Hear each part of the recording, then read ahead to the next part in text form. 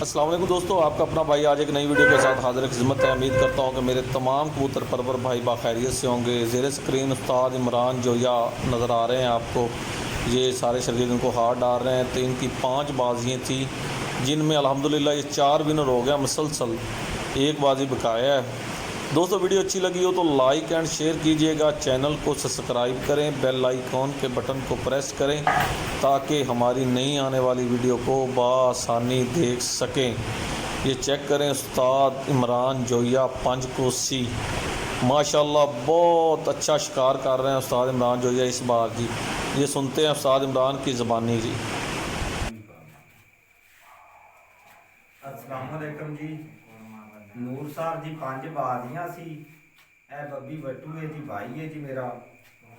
ਇਹਦੀਆਂ ਬਾਜ਼ੀਆਂ ਸੀ 5 ਬਾਲੀ ਗੁੱਜਰ ਨਾਲ ਜੀ, ਉਹ ਹੈਗਾ ਕਲੰਦਰ ਦਾ ਸ਼ਾਗਿਰਦ, ਸਫਦਰ ਕਲੰਦਰ ਦਾ ਡੂੰਘੇ ਵਿੱਚੋਂ 5 ਬਾਜ਼ੀਆਂ ਉੱਡੀਆਂ ਨੇ ਮਾਸ਼ਾਅੱਲਾ ਜੀ। ਆਹ ਕਬੂਤਰ ਆਪਣਾ 2 ਬਾਜ਼ੀਆਂ ਜਿੱਤਿਆ ਜੀ। ਇਹ ਕੱਲ ਉੱਡਿਆ ਸੀ ਬਾਜ਼ੀ ਵਿੱਚ ਤੇ ਅੱਜ 12:30 ਵਜੇ ਮੋੜ 'ਚ ਜਿੱਤ ਕੇ 5:30 ਵਜੇ ਬਿਠਾਇਆ ਬੜਕਾ ਕੇ।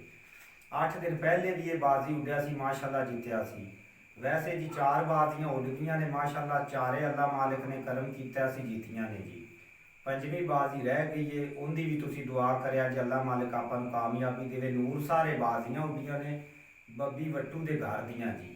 ਇਹ ਕਬੂਤਰ ਮਾਸ਼ਾਅੱਲਾ ਜੀ ਆਪਣਾ 2 ਬਾਜ਼ੀਆਂ ਜਿੱਤੇ, ਇੱਕ ਪਹਿਲੇ ਦਿਨ ਤੇ ਇੱਕ ਮੋੜ ਵਿੱਚ। 2 ਬਾਜ਼ੀਆਂ ਸੀ ਹੋਰ ਛੱਡਿਆ ਸੀ, ਇੱਕ ਬੱਚਾ ਛੱਡਿਆ ਸੀ, ਉਹ 2 ਬਾਜ਼ੀਆਂ ਜਿੱਤਿਆ। ਅੱਜ 4 ਬਾਜ਼ੀਆਂ ਮੁਕੰਮਲ ਹੋ ਗਈਆਂ ਨੇ, ਚਾਰੇ ਮਾਸ਼ਾਅੱਲਾ ਜਿੱਤ ਲਈਆਂ ਨੇ ਤੇ 5ਵੀਂ ਬਾਜ਼ੀ ਰਹਿੰਦੀ ਹੈ, ਦੁਆ ਕਰਿਆ ਜੀ। ਇਹ ਪੱਠਾ ਜੀ ਜੈਨੀਅਨ ਮੇਰੇ ਘਰ ਦਾ ਹੈ ਜੀ, ਮੇਰੇ ਚਿੱਟੀਆਂ ਅੱਖ ਵਾਲੇ ਕਬੂਤਰਾਂ ਦੇ ਵਿੱਚੋਂ ਇਹ ਸ਼ਗਿਰਦ ਦੇ ਭਾਈ ਹੈ ਮੇਰਾ ਜੀ। ਇਹਦੇ ਘਰ ਅੱਡੇ ਲਵਾਇਆ ਹੈ, ਇਹ ਆਪਣੇ ਘਰ ਦੇ ਚਿੱਟੀਆਂ ਅੱਖ ਵਾਲੇ ਕਾਲ ਮੌਕਿਆਂ ਦੇ ਵਿੱਚੋਂ ਹੈਗਾ ਜੀ। ਇਹ ਪੱਠਾ ਚੀਨਾ ਜੀ ਮਾਸ਼ਾਅੱਲਾ ਬਹੁਤ ਸਿਆਣਾ ਸੀ। ਸਾਈਵਾਲ ਬਣੇ ਵੀ ਲਵਾਈ ਰੱਖਿਆ, ਅੱਡੇ ਉੱਥੇ ਵੀ ਲੱਗਿਆ, ਨਾਈ ਵਾਲੇ ਵੀ ਲੱਗਿਆ, ਨੂਰ ਸਾਲ ਵੀ ਲੱਗਿਆ ਤੇ ਮਾਸ਼ਾਅੱਲਾ ਮੋੜ ਵਿੱਚ ਅੱਜ ਇਵੇਂ ਉੱਡਿਆ ਵੀ ਜਿਵੇਂ ਪਹਿਲੇ ਦਿਨ ਕਬੂਤਰ ਉੱਡਦੇ ਨੇ ਜੀ।